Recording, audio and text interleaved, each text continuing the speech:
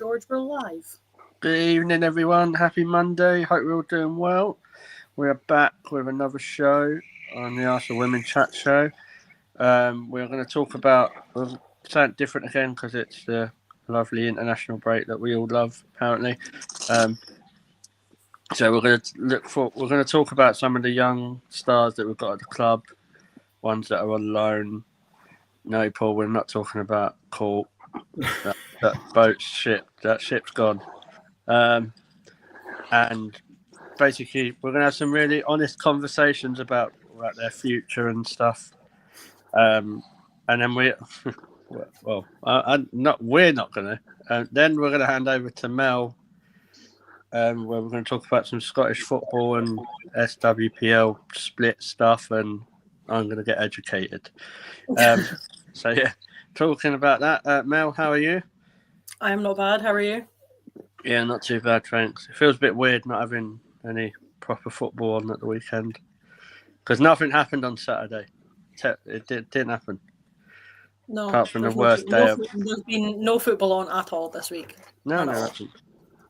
Like we did not have Arsenal lose at home to West Ham. We didn't have England lose to Australia in the cricket. We didn't have me get hit in the head with a ball twice in cricket.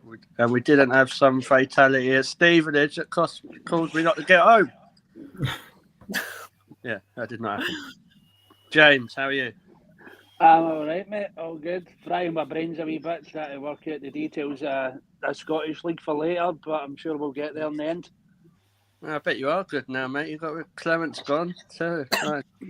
That's all right. We'll get Super Alan McGregor. He's back again. He was brilliant, What we're in 1987 now, are we? I'm just upset because I can't tweet saying "Hold that, you big orange moldy bastard" anymore because unfortunately Gary Ferguson's got hair. Aye, but it's all right. He's small. Turkish hair transplant bastard doesn't have the same ring to it.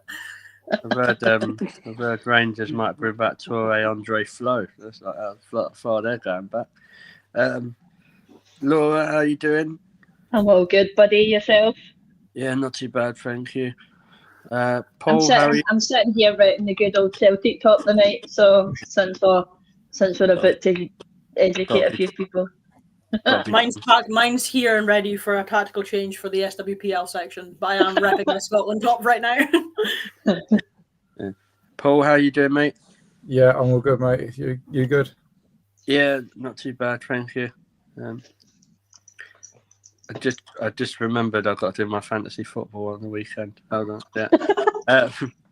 Not having Dorian take the march on me, not happening. So yeah, thank you for everyone who's watching so far as well. So we'll go into it. Obviously, we've got quite a few good youngsters that we've spoke about, like obviously Katie Reid, Freya Godfrey, Michelle Adiman, Tay Goldie, so Naomi Williams, best number 2 in the world. So we'll talk about what, and some other ones about what their actual future is, if we think they can make that jump up to the first team squad, or we think they'll move on.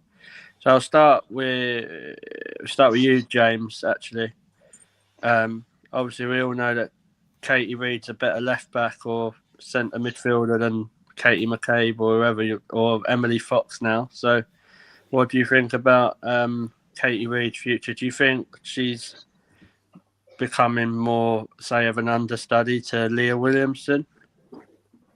Yeah, definitely. I think she's already proving she can handle herself at the top level.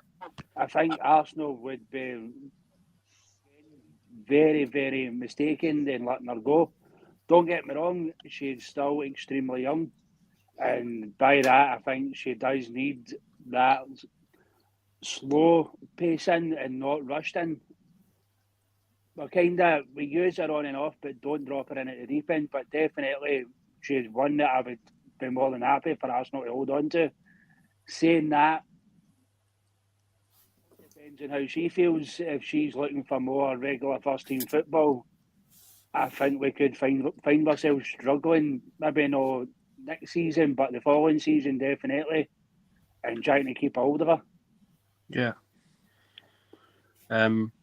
Mel, I don't normally do this early, but I've seen we've got royalty in the chat. Can you read the comments? Royalty in the form of unbiased TV by any Yeah, chance? unbiased TV. Royalty. Unbiased TV has graced us with their presence. It said big up, and then in quotes, but no one watches women's football. And then put women's football is better than men's football. Correct. And also said they can't wait for Palova to be back. Also correct. So unbiased has graced us with their presence and came with nothing but facts so far this evening. Deals with facts, not opinions. And I did see Dorian snuck in. Let's not say that Leah Leeds will be replaced by an academy player. You said it, Dorian. You started that. We all know that Taya Goldie's better than Leah Williamson. But yeah. Laura, Yes. drop that bombshell. Go to you now.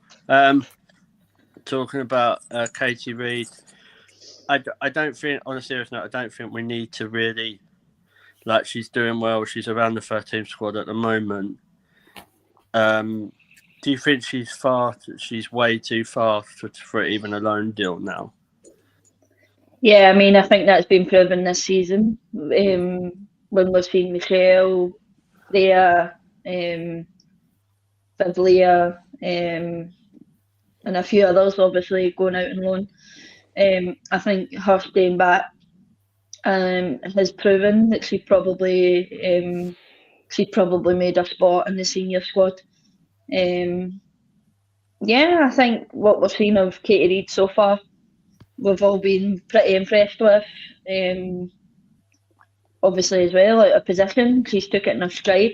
She's a main centre back, mainly centre back, but she's slotted right in there and took another senior player spot right off them and made them leave and go to the beloved Man City. But yeah, I think who? But yeah, I've been impressed by Katie Reid so far, and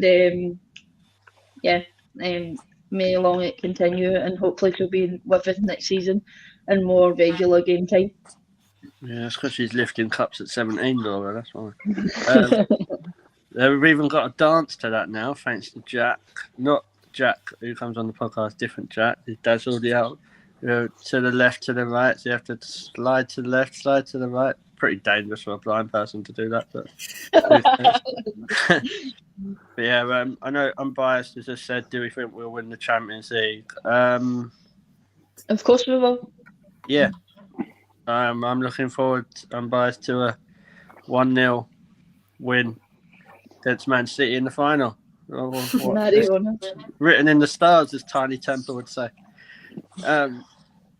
Yeah, Paul, we'll go to you. Obviously, I know you go and watch some other games as well. You've watched some of the under 23s and 21s, haven't you? I want to talk about Taya Goldie. Obviously, she was really unfortunate with the bad injuries that she's had. Do you think she needs to make a move permanently to say someone like Lionesses to be playing regular, or do you think she still has a future at the club? I've seen her play 2 or 3 times this season for London City, and I was at the England under 23s last week. And at the championship level, I'd say she's probably one of the best centre backs in the league at the moment, even coming back from those nasty injuries that she had. And I can see her fitting into our squad, maybe not getting first team regular next season, but if somebody like Laia Codina or Amanda left us, and obviously the main centre-back pairing seems to be Leah and Steph at the moment, she could almost come in a bit like Katie has this season. And Katie's minutes have been managed quite well. She's been playing in the Subway Cup, the FA Cup. She's been coming on for minutes, and I could see that role with Taya next season, coming in and just giving the others a bit of a rest when they need to. And then I just think she's probably a season behind Katie, even though she's that 2 or 3 years older and more advanced. I think the injuries just took her a little bit of a setback in her career. And yeah, I think for the under 23s last week against Germany, I think she was one of the best players on the pitch for England that played the 90 minutes. I think it's a fair point, isn't it, Mel? Obviously, we have got Katie Reid. We do still technically have Taya Goldie. So you would be thinking that the main, like, probably going forward is Leah and Catley, obviously, at the moment. So in the short term, they don't really need to bring another centre half if they wanted to just get through for another season and look at other positions that are more priority, do they? Obviously, still having Goldie and Reid. It really helped if I unmute myself. But we've been quite lucky in that respect that, Taya's not playing in the WSL, but she's getting consistent minutes. And Katie Reid coming on in games like in the Subway Cup and in the FA Cup, she's getting the experience at the WSL level. So should anything happen, should we lose Kadina and Amanda in the summer, we've then got Taya that we can recall from loan. We've got Katie Reid as well, and right off the bat, you've got your two backup centre backs. It's not ideally the strongest pairing that you would have to coming off the bench, but it's two players with experience and who've had a good amount of game time in them over the last season. So, like you say, doesn't then become a priority position to then go and look at filling unless somebody like Leah or Steph picked up another sort of long-term injury. And then, like you say, it gives us the opportunity to look at the positions where we're needing to fill a bit more than prioritising on a centre-back. Yeah, I just think, obviously, like we've said as well, James, obviously Goldie, she's been getting some good game time, hasn't she, for Lionesses? But like you say, next season would be probably the make or break season for her to get that game time at Arsenal, wouldn't it? If, hypothetically, say Amanda does leave, then you still, and to say Kadina or Alotta does, I'm not saying they will, so everyone put their pitchforks down, but I'm just saying the opportunity is there for Goldie and Reid, isn't it? More than say this season, Goldie just needed to get game time. Yeah, I think with a lot, especially with a lot of your sort of younger players, not just those two, like Michelle Agaman as well. I think a lot of our youngins needed that game time. They needed that to go prove themselves, show the club exactly what they are capable of. I think just now, looking at it, we do have stronger options, especially like as you say, the centre back position just now. If we were to lose a few, absolutely, she's definitely one that could step in, do a job, and obviously being such a young talent, she is one for the future. But you do the problem lies, I think, more so in the fact that Arsenal are as big a club as what they are. We're competing in all fronts, Europe and domestically. Albeit we never done really that well this year, but we'll just pretend that didn't happen with the Subway Cup. But again, we need a big name. Nurture the younger ones, bring them up, but I can understand where eventually, especially if they are getting that sorry, my dog's chatting about a suicidal maniac, especially if we are trying to get that time under their belts to say, it's then the problem of, well, that a London City Lioness is giving me that regular game time. Go there, develop for a few years, and then possibly come back as a new signing for Arsenal. Yeah. Cool. Mel, do you have any comments? We have a few. Darren's trying to rattle up Dorian in the comments saying we have too many centre-back options. Someone needs to go. Leah, Lotta, what a dilemma. I personally think if anybody's going to go, it's going to be Amanda first. And Bias has asked, question to the panel, would you take Ella Toone at Arsenal? In a heartbeat. Absolutely. I think she's better than some of the players we've got. Yes, but I don't think she'd start. No, she would start. She don't start for me, but she's definitely a good squad option. I was going to say that there, George. She's a good depth kind of player, but Arsenal could be more than capable of bringing in somebody of higher quality. Yeah. We'll just bring her in for the song, just to wind Man United up even more. We nick it. Well, it's got to be a song somewhere in it. We nick your song and your players everywhere we go, or something. Anything to just wind Man United up. I'm all over. Apparently, I've seen today. Apparently, they're making more people redundant at the end of the season. So, yeah. Apparently, it's and they're near a relegation battle in the men's game. That's a shame. So yeah, and Darren, don't upset Dorian. We don't need that. When you said Darren's making him bite, I thought, oh no, yeah, he mentioned Stina already, is he? Not yet. Yeah, Stina can't be mentioned. She's over. How old is Stina? Too old. Was she 28? Yeah, and by women's football standards, she's in a retirement home. I mean, women's football, you get to 28, you might as well put it in the sat nav to the cemetery. No one else pays. No. So yeah, we'll talk about some of the other youngsters. Paul, I'm going to come to you actually. I know me and you have spoken about Maddie Earl before. She went on loan to Bristol, didn't she? But that was basically pointless. What's your thoughts on her? Do you think she?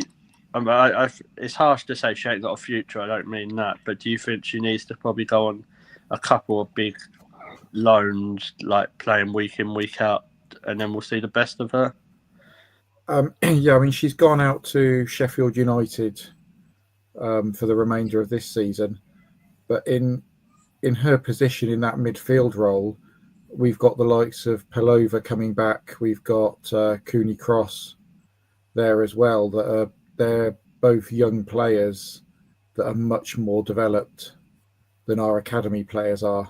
So it's going to be very difficult for these young girls to break into a team like that when you've also still got the likes of Kim Little, Leah Volti, Frida, all in and around there. But I've only seen Maddie play once or twice, never actually live, but on the television. And she does actually, some of her moves look like a very, very young Kim Little in the way that she can sort of twist and turn and move forward with the ball. But I think there's a few of the young midfielders that are going to need another 2, maybe even 3 years out on loan at top championship or lower end WSL clubs. Yeah. I mean, London City Lionesses, they've taken Taya for the season. They've taken Freya for the second half of the season. They're, I think, a point off the top with a game in hand. So they are potentially coming up next season.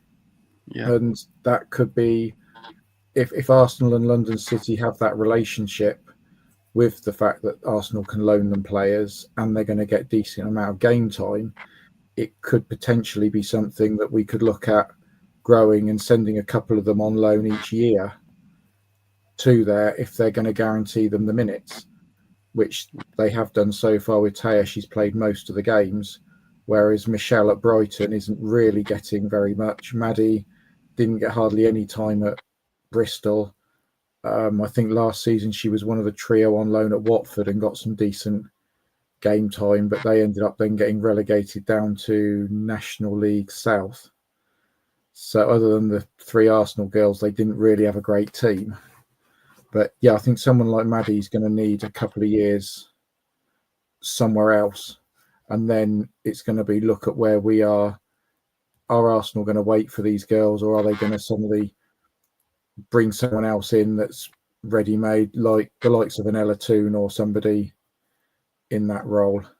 It's an area that we seem packed with first team choices, and we're packed with academy players all fighting for these positions, whereas somewhere like Katie at right back, she's sort of number 2 now to probably one of the best right backs in the world, so she sort of claimed her stake to that number 2 position, whereas the other girls are going to have to fight it out amongst themselves to get these places. Yeah, Well, Maddie, before she breaks into the team, Paul, we're going to have to get your approval because I think it's an absolute big mistake if they don't use the old Kathy Call song for Maddie Earl. So we have to make sure it gets approved by Paul, and if it's not approved, Maddie, we'll have to go back to the drawing board. I do agree. I think Dorian's just basically said, well, does it work to the loans work to like the teams below, like going down the division because of guaranteeing time? I think, Laura, we're seeing that kind of with Brighton with Michelle, aren't we? Like, for me being brutal, I think that loan has been absolutely pointless, and I think it's really unfair on Michelle because she's not getting that chance to prove what she can do at that level, is she? I feel most of our players that have recently went out on loan, it's been pointless. Viv Lee is the same. Like, it seems like she doesn't seem to be getting minutes either. And it seems like that's been the thing throughout the years. We've sent so many where young ones out and they've not received the minutes. The thing that these young ones need to do is when they have an opportunity to when they have an opportunity, they need to grab it by both hands and prove what they can be worth. I feel some of them aren't really taking it too seriously, and that's maybe why they aren't getting the game time where they are, or it's maybe why they're not getting the game time with Arsenal when they're with us before they get out on loan. I think the only one that, as we spoke about, that really showed is Katie Reid. But yeah, it's hard for the young ones, and I feel we've only just really signed them because we need so many homegrown players. And obviously Chelsea have proved that they have so many signings, which then allows them to internationally go and sign as many players as they possibly can. And I think that's what Arsenal's done. They've just panicked and then just gave all these ones the professional contract, and then basically being like, oh, we don't know what we're going to do with you, so you go out on loan, and not really thought about the club that they're going to go to. Yeah, I agree. With Michelle, though, Mel, I'm tending to think that she is a bit unfortunate because when earlier in the season on her loan, when she did play, I'm sure she scored a couple of goals, but obviously then they had Fran Kirby, Nikita Paris, didn't they? So it didn't. Yeah. It's a bit. I know she'll be learning a lot from them, but it's not what she really needs, is it? Yeah, I think I want to say in her first couple of games, she definitely scored. I remember seeing it all over Twitter. I think every goal that she's scored at Brighton as well has been a well-taken goal. It's not been a tap-in. It's not been scrappy. They've been well-worked and well-struck. So yeah, I think she is unlucky. Don't get me wrong. She is training with experienced players like Nikita Paris and Fran Kirby, but their experience isn't any greater than the players she would have been with if she was training at Arsenal still. So yeah, I don't really see what much of the point was. They obviously thought she was going to get more minutes, and then Brighton went out and went on a bit of a signing spree between pinching my favourite defender from the SWPL and taking some bigger name players from big clubs that seem to be sort of coming towards the end of their career. I think she's just been a bit unlucky in that sense. Yeah. James, I come to you obviously because I know you're a proud member of the SFC. Obviously, I think there's a lot of talk that Michelle would probably take, say, Stina's place. Do you? Me personally, like now, I would rather if the offer on the table was that Michelle could play week in, week out for a top level WSL team. Obviously outside of the top four and not obviously Tottenham. But then I did say top level, so apologies there. I don't want to offend all the other teams. Do you see Michelle? Do you see that happening with Michelle, or do you think she will probably just stay around the squad and play in those cup games? Yeah, I mean, I can see her going to one of the sort, as you say, out with the sort of top four WSL. I said it in the chat as well. I could see many of our young players going and sort of pulling it. I get where people come from with Stina, especially when you look at Michelle. I've not seen a great deal of her. Yeah. I saw sort of highlight clips from the game against Germany, and she looked absolutely solid in everything that she did. She looked totally confident in the ball, asserted herself around that attacking area. So I could see her. She is one. Arsenal again. If Arsenal can keep her, I think she's one for the future. Again, do you see her breaking in just now? I don't know. I don't really know. She's still very young. It's one of those. The fear is for me, if you bring her in too young, the pressure's too great. We've already seen it with what we call our top stars, Leah Williamson, a lot of it with Moya, Alessia Russo, even when she was at Man U coming to us. And it was that sort of, they needed like that sort of time away to get away from all the pressure. And I feel that if too much too soon, it'll ruin her. So if we were to keep her, I'd love to keep her. But again, it's one of those, if a team like, all right, maybe no Spurs, but if a team like a West Ham or something, but they come in somewhere where they've got that sort of dynamic, they could improve her. I could see her turn around and go, well, if I'm getting the guaranteed game time, I'm going to go there. Yeah, but I wouldn't even be dead against if Lionesses come up, because I think they've probably, out of all the championship teams, Paul, they've probably got the most ambition to try and do well in the WSL, or even try and maybe break into that fourth spot, haven't they? Yeah, I mean, the new owners that came in, they wanted to be up in the WSL by the end of next season was their aim. So they potentially could be a year ahead of themselves, and they want to stay up there. And I can see them throwing money at the game and going out and getting the top quality players that are, well, current top players, and also some youth players, academy players, to try and sort of build on the squad for 2 or 3 years' time.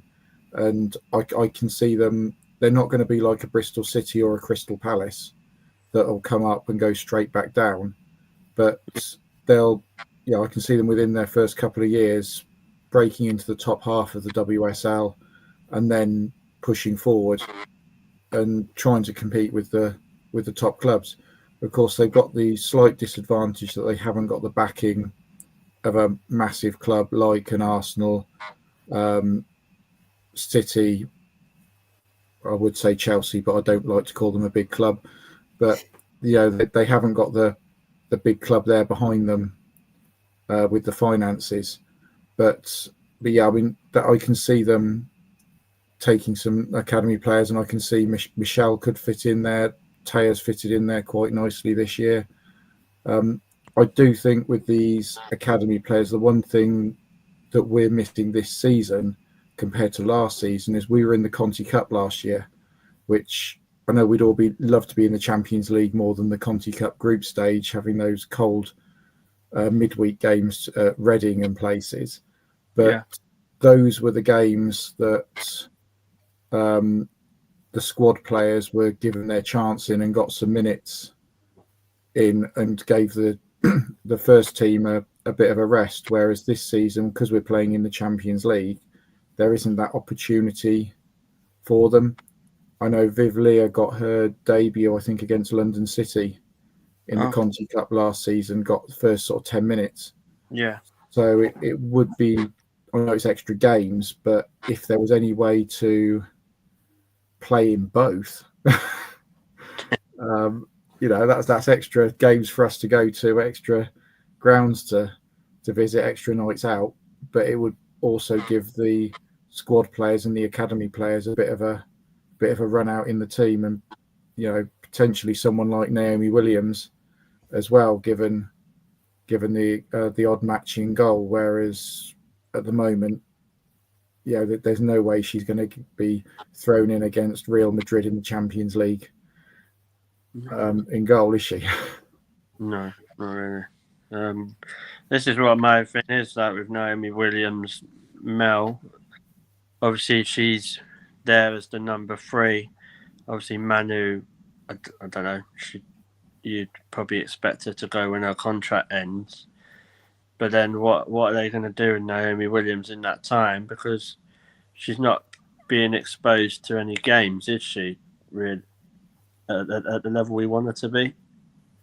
Yeah, I think it's one of the first times we've really had 3 keepers on the books that I can remember. It always seems to be that we've had 2. We then got rid of the number 2 and taken in a new number 1, and done it that way. But God forbid, Van Domselaar gets injured. I don't want to see Manu in goals. She did keep a clean sheet against Scotland this week, to be fair. That's not hard. Couldn't hit water if it fell out a boat. But yeah, I genuinely don't know. I don't know what they would do in that situation. It's a tough one. I think being a third string keeper is always difficult because you really need to prove yourself to get minutes. I think even being a second string goalkeeper is hard because it's not very often that you're swapping out your goalkeeper unless you're in sort of like Connie Cup group stages, etc., like what Paul's already said. But I think Naomi Williams either has to do something unbelievable in training to get herself as number 2 before Manu, and then something drastic has to happen for her to get minutes at this point. And for a player of her age, I don't think that's fair. But that's just. Do you think, Mel? Do you think they missed a trick, not at least giving her a game over against Bristol or Lionesses? Yeah, I think those sort of early FA Cup games, they definitely missed a trick there. But then I don't know if you can only have X amount of players named in your squad for those competitions. Those sort of smaller, low-risk games are the ones where you want to see a lot more of your younger players in. So they definitely missed a trick with that this season. And I can't imagine they do it next season either. So could be a lot of sitting around and not so patiently waiting for Naomi Williams to come, unfortunately. I just think as well, Laura, like she was kind of given an opportunity in a pre-season game, I think in Australia. But I'm not saying that because I understand you Lionesses and Bristol City are still championship teams. I get that, but why not just give her a chance in one of those games to see? Because then at least you know whether she's ready, what level of football she's ready for. Yeah, I mean, Naomi Williams came up against a top team at the start of the season in a pre-season friendly with Washington Spirit. I mean, with players like Trinity Rodman and stuff on that pitch, then that was a top team, although it was a pre-season friendly for us. They were still they were in this halfway through the season, and she came on against that game and proved herself. She made a couple of good saves. So again, like we have Liverpool in the FA Cup, put her on against that. Like let her test that. Yeah. What's the harm? I mean, you're going to have we're going to put our first team out in the pitch anyway. So if our defence is solid that day, then what's the harm in putting her in for that game to even just give her a test? But then the thing for me with Naomi Williams is she doesn't eat. What choice did she at under 23s England? Because Kiara Keatons was on before her during the week last week as well, and unfortunately, Kiara Keatons has obviously proved herself at Man City, so then she makes that spot. So if she can't even get off the bench for England under 23s, then what chance has she got getting off the bench for Arsenal? Yeah, what my problem with this as well is that fine, you're having her as a third choice goalkeeper, so why not James? You're not going to she's very rarely going to play, so why don't you just send her out on loan so she does get some game time? And don't tell me they couldn't put one of the other academy goalkeepers just as the number 3. Like, people say, oh yeah, but they're young and all that. Well, how are they going to learn? Like, let's like, there's been players that play at the age of 15, 16, 17 but they don't learn until you find out what level they're at. I just think Naomi Williams, if we carry on, we could lose her down the line because she is going to want to play football at the end of the day. Yeah, I mean, a goalkeeper in positions, the goalkeeper will turn around and say it is one of the most horrible positions possible, because unlike any other place where fair dues striker maybe got 4 fighting for possibly 2 spaces, midfield defence, goalkeeper, you've got three players fighting for 1 spot. It's almost impossible, but definitely I'd put her out on loan, let her get that experience, but it would need to be at a team that needs a goalkeeper. For me, it wouldn't work if you were to send her to use London City as an example. If London City have got a solid first choice, as a young setting backup, sending Naomi Williams doesn't work that way. It needs to be someday where sitting going, we need a goalkeeper. I get looking lower end of the championship at that point. It's no ideal, but again, it gives that test. Then coming up against likes of that London City, a top quality side, and you can then see, right, this is what she can do against a top championship side. Build her confidence. I think she's going to need a few loans, if I'm being honest. She'll need maybe 2-3 years out on loans, but she'll need to buy her time. But definitely, if she's as good as what Arsenal are seeing, then most definitely she's one you want to keep, because that's a solid position. Using the men as an example, I thought about before he came on. That is what Alan McGregor done at Rangers. He went and loaned to Dunfermline. He went and loaned to the likes of St Johnstone and stuff. And then it was not that I want Van Domsla to get injured. Yeah. All of a sudden, McGregor got his chance, and that was it. He ran with it, and for 3-4, maybe longer years, that was him. He was Rangers' solid number 1 goalkeeper until he left and then came back again. And that could be the same sort of scenario. But a goalkeeping position is a hard position to get into. Yeah. Do we have any comments, Mel? Sorry, can I just put it forward? Why does our loanee players always need to be in an English league? We don't ever seem to loan out to so that the Scottish leagues, or when Katie McCabe first came to Arsenal, she was loaned out to Glasgow City, and she said that was the best move that she ever made for her career. There's teams in the Scottish League that have had to come into Celtic and take their third choice goalkeeper because there's that many injuries. So why aren't teams like Arsenal, Chelsea, things like that looking into the Scottish leagues, or maybe the lower Spanish leagues or whatever, and saying, you know what, our players need to go there and experience that kind of game rather than just staying in the English bit of it rather than anything else. It just seems to be we always loan out to an English club rather than looking further apart. I think for the academy players, it's a lot of that is about where they live, and Watford last year was the prime example with Katie Reid and players that they live locally. They didn't have much travelling to do, so quite a lot of them still live at home with parents. So making that move abroad could be a massive step for them. But I get exactly where you're coming from, Laura. It would be a great move to sort of send our players out to these other leagues to gain the experience. But maybe at sort of 17, 18, it's a little bit of a big step for them. But then they're eventually going to have to make it anyway if they don't want to be. If Arsenal turn around and say, do you know what, no. But what they're going to do, they're just going to say to themselves, no, I can't leave England. Celtic, I know most of their players that they have come from like America or whatever. They're all in a big house. They all live in one house. So most of the teams up here do put them in apartments where most of the other players are living. So it's just, unfortunately it's adult life, innit? They're going to have to step out that comfort zone if they want to be able to come back to Arsenal and contain a spot.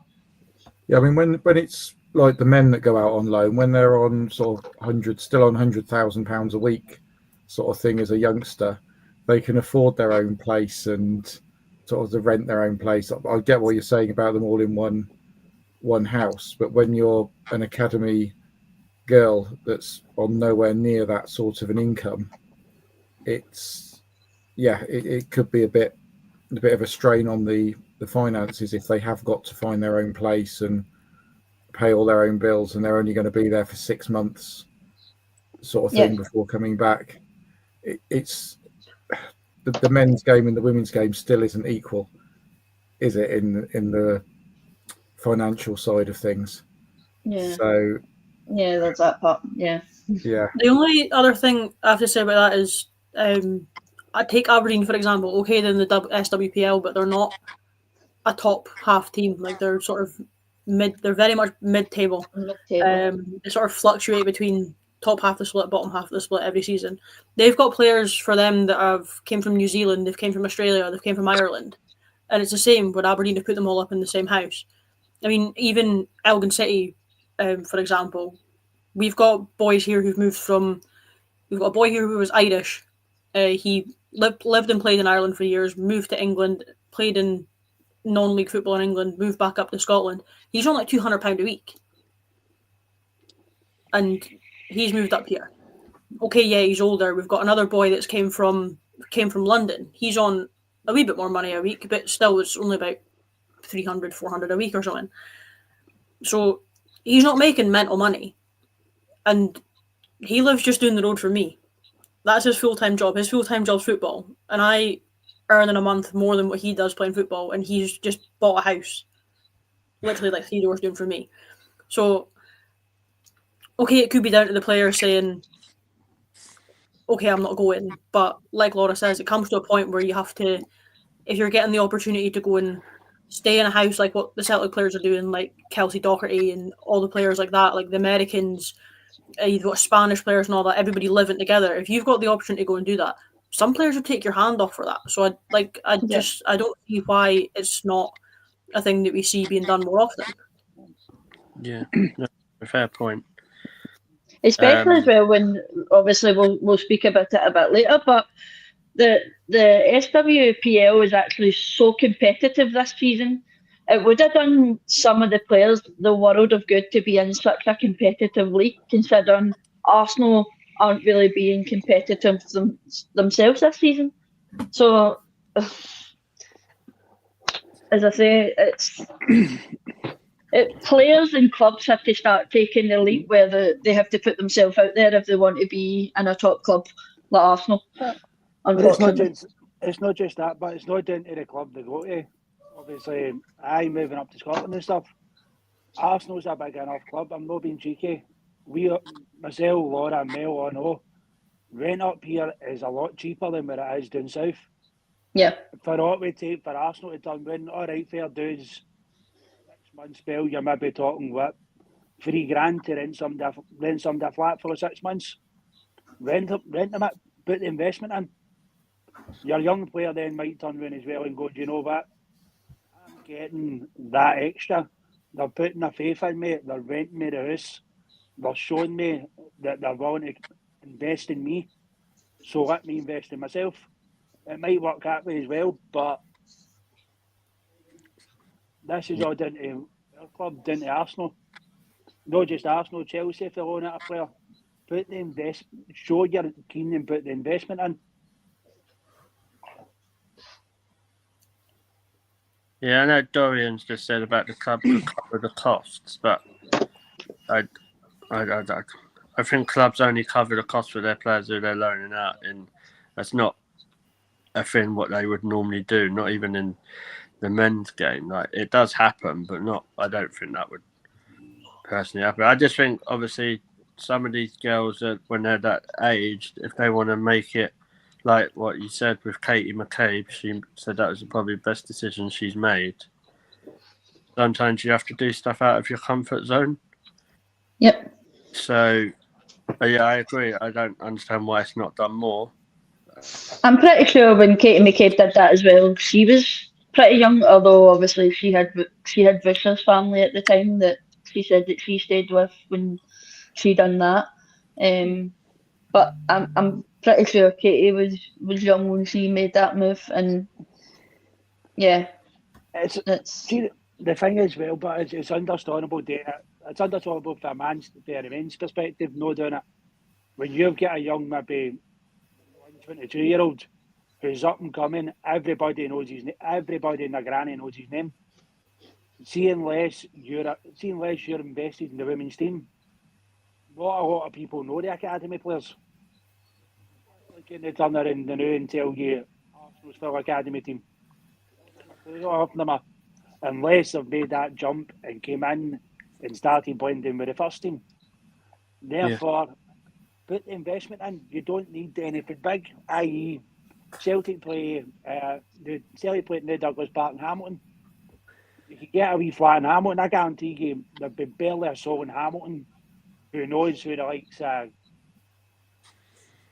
Naomi Williams, Michelle Agyeman, Tia Goldie. They wouldn't know who they are. She could walk through the street and they'd just think, oh, the young girl has moved up to England. They wouldn't know she's a professional footballer unless they know the women's game. Yeah. No, I agree. What we'll do, we'll end the chat about the youngsters there because it went on a bit longer than I thought, actually. But no, it was really good chat, good debate. It's something we will probably come back to, but the moment we've all been waiting for. So we're going to move on to talking about some Scottish football. Obviously, I am going to hand over to Mel because I do not want to insult anyone's intelligence about football because I do not. All I know is that Celtic are better than Rangers. That's all I know. And that's the correct thing to say, George, because I have just put my Celtic top on and Laura's wearing hers. So, here we go. I've got a notebook because the SWPL this year is a shambles. I don't know where to start. It's chaos, top to bottom. So for the first time in a very long time, the SWPL's tight at the top. And I mean tight at the top. Currently, your top four are split by goal difference. So Scotland do this thing, which is personally, in my opinion, really fucking stupid. We do a split. So you play a certain amount of games and the league splits into the top half and the bottom half. And they do a wee round robin just to make it a wee bit more eventful. Basically, we've not got enough teams in our leagues. There's only 10 of them. Or 12 of them, whatever. Darren's just at his bedtime. Darren, that's rude. You're going to sit here and you're going to listen to us speak about Scottish women's football. We listen about your team, Darren. It's bedtime every time he talks about Steiner, so I have exactly. It's your time to sit down and listen up, bud. So, at the top of the table right now, you've got, in first place, I don't want to say this, but you've got Rangers. Second, you've got Glasgow City. Third, you've got Celtic. And fourth, you've got Hibs. All four teams are on 51 points. It has never happened in the league. Every single team is split by goal difference. So going into the split, your top four out of 6 teams, 6 and 6, all are on the same points. So the league can be decided in the final 4 weeks of the season because all top 4 teams play each other in the last 4 weeks. Each team after the split will play each other twice again. So you've got Celtic will play Rangers twice, they'll play Hibs twice, etc., etc. So you get an extra couple games. It gets very dramatic. Celtic won with the little last kick of the ball last season. I was on a train to Luton Airport watching the game at Parkhead on Hannah's stupid little iPhone screen, and I screamed in the train. I was at the game. They scored in the dying deaths. I love that club. Here's our signed shirt from the first ever Scotland Celtic team that won the SWPL. You'll love to see it. So, in the breakdown of the split, the team that finishes first goes straight into your Champions League, i.e. Celtic this year, because we're the boy. Second goes into the UWCL playoffs, i.e. Rangers this year, because they're pish. I always love it when Mel says that word. I don't know just why. Giving folk a little bit just so they can visualise, Celtic, okay, we got pumped out in the group stages. Rangers got pumped by Arsenal, didn't even see the group stages. So, take it as you are. Did you see that game, Mel? We're not going to talk about that game because I slagged off the Hands too much and they came and got me. And I didn't see Caitlin Ford try and scrap Nick Dog. I'm still very upset about it. It is what it is. We move on. Meadow Park disabled toilets are now, they have my name on a plaque on the door.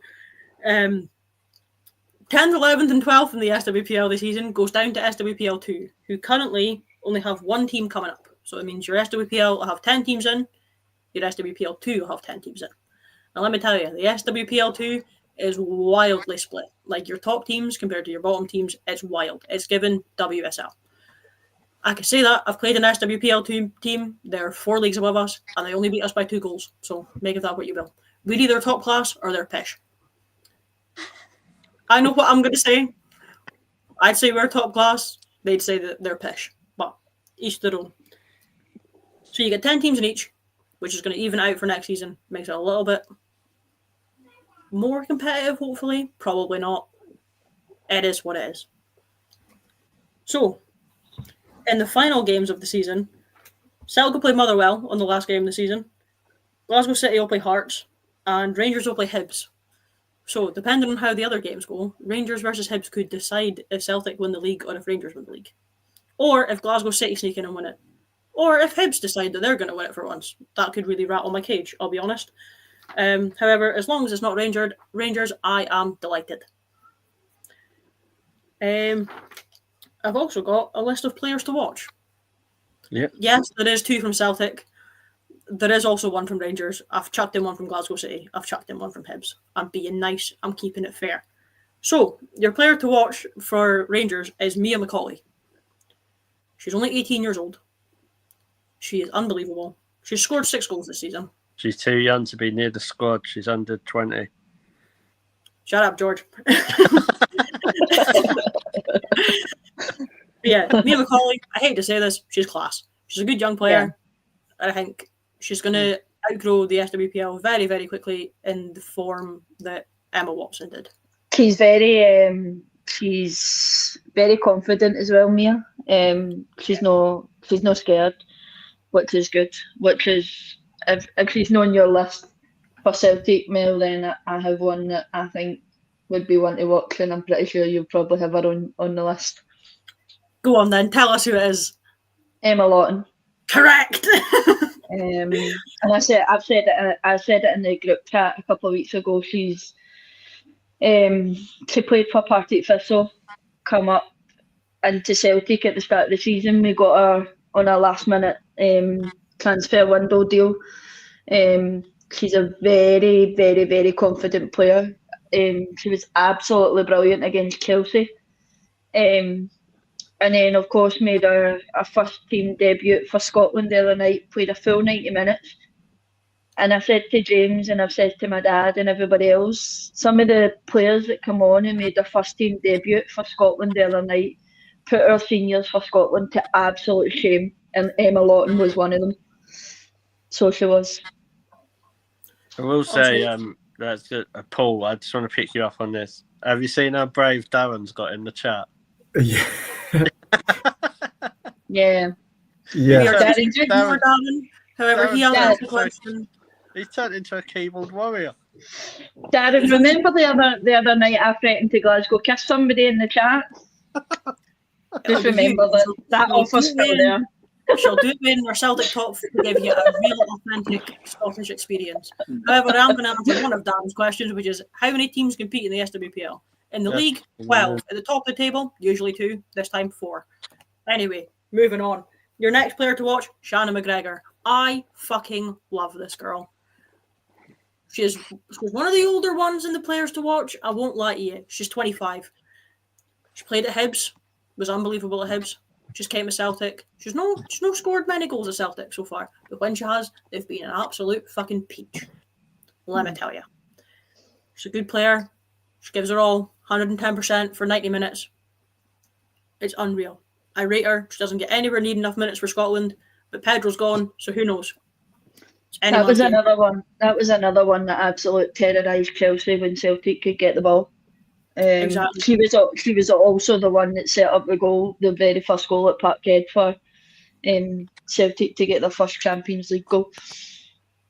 Her vision's unreal, her movement's unreal, and her tenacity unbelievable. Another player who I think plays for Hibs, I can't remember. I was supposed to write this down. I did not. Kat McGovern has scored. She is 22 years old. She has scored 16 goals in 15 games. Doesn't happen often at Hibs. They don't usually have good players, but she's doing good. Hibs are fighting for the league. It is what it is. Mm-hmm. A non-Scottish player to watch for you. Edging out a little bit. There's no English ones in here because, as we've discussed, you don't send us any good English players. I don't know who half of them are. It is what it is. Emily Whelan from Ireland. Again, 22. Has scored. She's been at Glasgow City for a couple of seasons now. Has scored 21 goals in 55 appearances. Glasgow City are one of very, very few teams in the top sort of leagues of Scottish women's football who are not affiliated with a men's team. Yeah.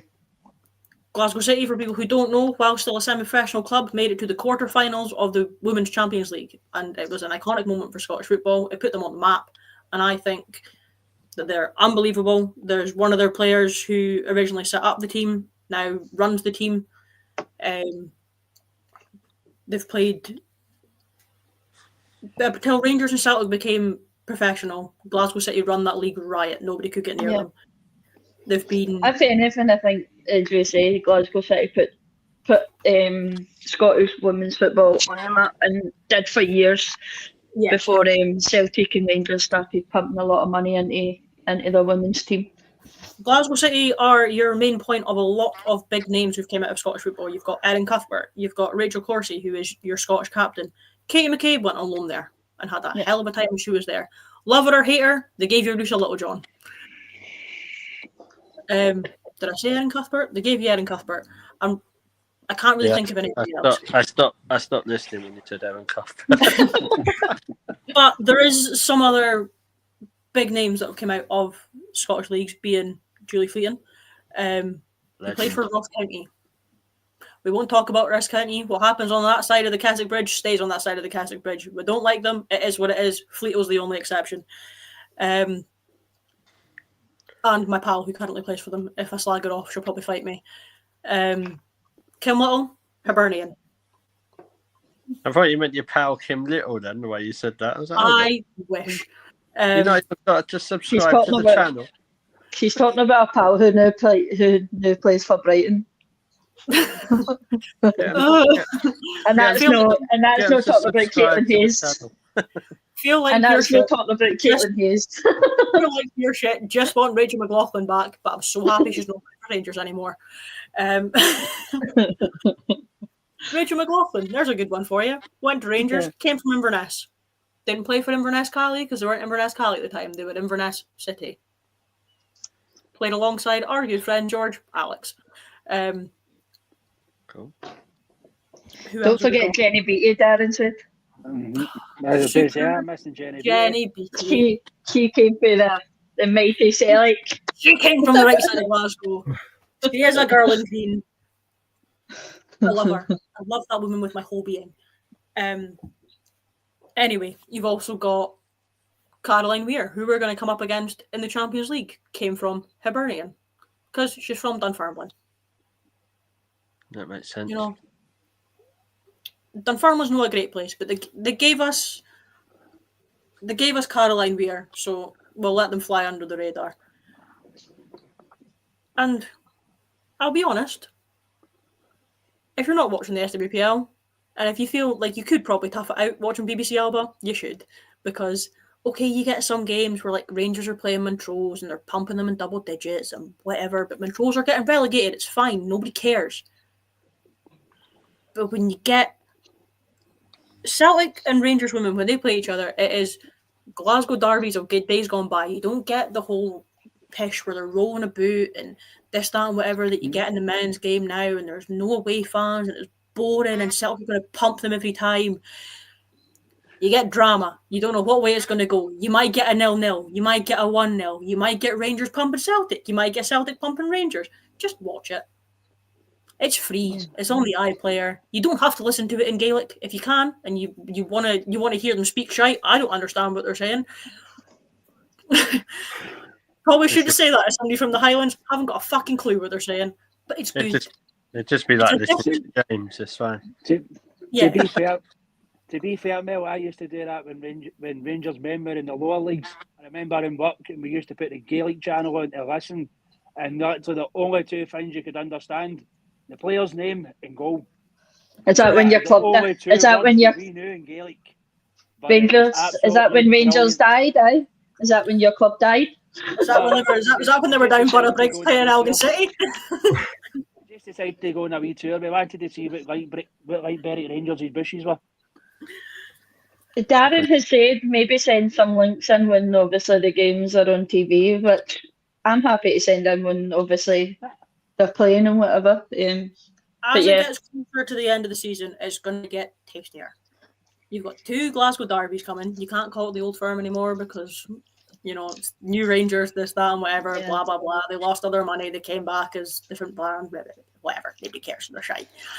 That's an Old Firm, Mel, just that. It's no old anymore because you lost it all. We pumped you. It is what it is. But usual men are relying on women to bring stuff home for them. So Rangers rely on their women to bring them stuff home. So yep, it is what it is. You don't get. It's not the same. It's not always Rangers winning. It's not always Celtic winning. You get a bit of Rangers. You get a bit of Celtic. You get a bit of Glasgow City. Who knows? This year you might even get a little bit of Hibs. A little bit of sunshine on Leith. Who knows? So if you're going to do anything, watch a wee bit of SWPL. And if it's shite, it's shite. If it's good, you're welcome. Cool. Cheers, Mel. That was really good. I enjoyed that. I think Darren did as well. I've convinced him. I've changed his mind. Yes, that was really, really good. But like as Mel said, please give it a go. Right, and you can always. It's a different style of football to what you're going to get in the WSL. It's not as clean cut. The tactics you don't really know. People are playing 4-4-2. Who is it that was crying out for a 4-4-2 that wasn't James? James. You're playing 4-4-2 in the SWPL. If you want to see a 4-4-2, get yourself to BBC Alba. I was interested. Remember that was 4-4-2. Anyway, on that bombshell, thanks to my guests for another show. James, thank you, mate. You're welcome, mate. Always a pleasure. Yeah, it was a good show tonight. I enjoyed that. Laura. Say bye. Misty's on, by the way. Misty, get to your bed. Sorry, George. But yeah, thanks, Laura. You're brilliant as well. Thank you very much. And won the Celtic. Maybe we'll all be getting to a Celtic game next season. Hopefully that is on my ambition list. I do want to do a Celtic game. I just need to work out how to do it. So yeah. But I want to watch a proper team. Sorry, James. Paul, thank you for that as well. You're brilliant as always. Yeah, thank you very much. And I'll be off to the under-23s again tomorrow night against France. So I'll be there proudly wearing my Arsenal shirt, Katie Reid shirt again. Exactly. Definitely, mate. Brilliant. And Mel, thank you. And brilliant work with the Scottish football segment as well. Thank you very much. I have got one more thing to say. Darren has asked, would any of the top 4 in the SWPL survive in the WSL? Not the top 4.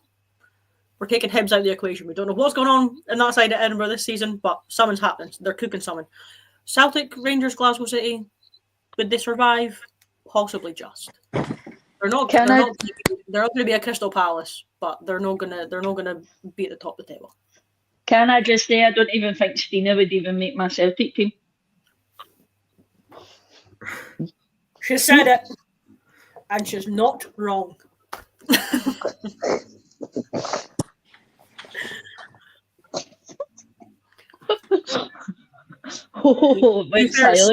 Scott's also just said in the comments, unfortunately, Rangers appear significantly worse than Palace when both went to Meadow Park. Yeah, but you've not seen the hoops at Meadow Park. To be fair, I've seen them at Stamford Bridge. or Kings Meadow. Can't mind where they went. You don't see them at Meadow I'll Park. say one thing when it comes to both Rangers and Celtic, and I speak when it says both men and women. You need to remember the absolute significance between both of those teams. We are miles behind in terms of English football. Miles, years and years behind. If we have the backing, if Rangers and Celtic would get the same kind of backing Arsenal and Chelsea give their sides, we would absolutely survive in the WSL and the Premier League. But it would need severe investment. But unfortunately, the SFA have tight pockets. Oh, yeah. You know that yourself, Mel, guys. Peanuts to win everything in Scotland. A multi-millionaire to get relegated in England. It is what it is. Oh, George is away. Anyway, George is George has had enough of the SWPL chat, so thanks for. I guess I'm doing the sign off tonight. I don't know what I'm doing. So yeah, thanks for watching. We might be back on Friday. I don't know. I just take orders from the gaffer, who's not here to tell me if we're going to be back on Friday or not to do a pre-West Ham. So you might see us, you might not. Anyway, thanks for watching. Make sure you subscribe. It helps us all out. And we'll see you next time. Good night.